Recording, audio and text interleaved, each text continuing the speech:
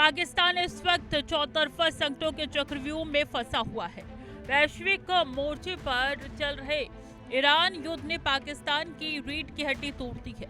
युद्ध के कारण अंतर्राष्ट्रीय बाजार में कच्चे तेल और गैस की सप्लाई प्रभावित हुई है, जिससे पाकिस्तान में ईंधन की कीमतें बेकाबू हो चुकी है। सरकार के पास विदेशी मुद्रा भंडार की भारी कमी है, जिसके चलते तेल का आयात बिल चुकाना नामुमकिन होता जा रहा है।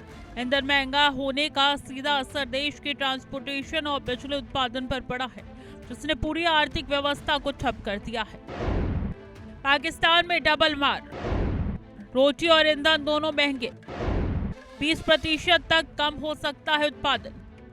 ईंधन के इस संकट के बीच पाकिस्तान के सामने अब तक का सबसे बड़ा खाद्य आपातकाल खड़ा हो गया है। रिपोर्ट्स के मुताबिक इस बार पाकिस्तान में गेहूं का उत्पादन कुल मांग से करीब 20% तक कम रहने का अनुमान है। यानी आने वाले दिनों में मुल्क में दाने दाने के लिए मोहताजी होने वाली है।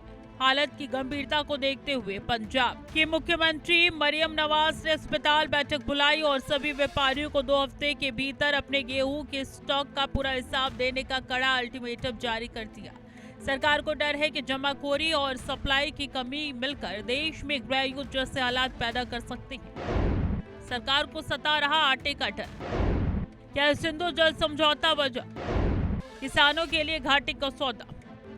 इस चौतरफा तबाही के बीच पाकिस्तान के भीतर एक नया नैरेटिव गढ़ने की कोशिश की जा रही है। वहाँ ये सवाल तेजी से गूंज रहा है कि क्या इस गेहूं संकट के पीछे भारत है। दरअसल पिछले साल भारत ने सिंधु जल समझौते को लेकर सख्त रुख अपनाते हुए इसे सस्पेंड करने की दिशा में अहम कदम बताया था, जिसके बाद से पाकिस्तान में पानी की किल्लत पर बहस छिड़ गई है। लेकिन कृषि और कूटनीति के एक्सपर्ट्स का मानना है कि कुछ और ही है। विशेषज्ञों के अनुसार भारत को दोष देने से पहले पाकिस्तान को अपने गिरबान में झांकना चाहिए, क्योंकि ये बदहाली पुराने नहरों, बदहाल सिंचाई व्यवस्था, गिरते ग्राउंड वाटर और सरकार की घोर लापरवाही का नतीजा है। पाकिस्तान के किसान संगठनों का कहना है कि देश में खेती करना अब घाटे का सौदा बन चुका है। हाँ, डीजल, बिजली और मजदूरी की कीमतें इतनी बढ़ चुकी है कि गेहूं गाना किसानों के बजट से बाहर हो गया है। रही सही कसर ईरान युद्ध ने पूरी कर दी है, जिसने देश के तेल आयात बिल को दुगुना कर दिया है। डीजल महंगे होने से ट्रैक्टर चलाना और फसलों को मंडियों तक पहुँचाना अब आम किसान के लिए बात नहीं रही है। यही वजह है कि पाकिस्तान में अब ये सिर्फ एक आर्थिक मंदी नहीं है, बल्कि सीधे तौर पर रोजी रोटी और ईंधन की एक इमरजेंसी बन चुका है, जिससे उबरना नामुमकिन लग रहा है।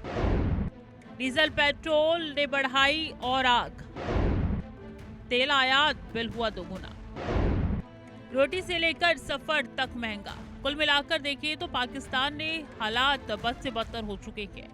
एक तरफ युद्ध की मार है, दूसरी तरफ कृषि व्यवस्था पूरी तरीके से वेंटिलेटर पर है और इन सबके ऊपर दम तोड़ती हुई अर्थव्यवस्था ने आम जनता का जीना मुहाल कर दिया। अब दुनिया के सामने सबसे बड़ा सवाल यही कि शहबाज शरीफ सरकार इस भयानक दलदल से बाहर निकलने का रास्ता ढूंढ पाएगी या फिर हमेशा की तरह एक बार फिर वैश्विक मंचों और कर्जदाताओं के सामने झोली फैलाने की नौबत आने वाली।